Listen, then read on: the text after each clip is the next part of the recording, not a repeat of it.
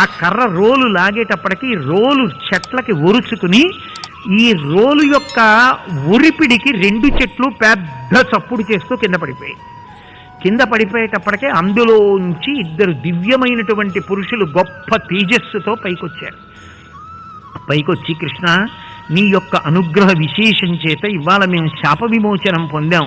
స్వామి నీకు నమస్కారాలు. మేము భక్తితో బ్రతికేటట్టు ఇకపైన ధూర్తమైన పనులు చెయ్యకుండా మమ్మల్ని అనుగ్రహించమని నీ పద్యావళులాలకించు చెవులున్ నిన్నాడు వాక్యంబులన్ నీ పేరన్ పనిచేయు హస్తయుగమున్ నీ మూర్తిపై చూపులున్ నీ పాదంబుల పొంత బ్రొక్కు శిరముల్ నీ సేవపై చిత్తముల్ నీపై బుద్ధులు మాకు నిమ్ము కరుణన్ నీ రజపత్రేక్షణ.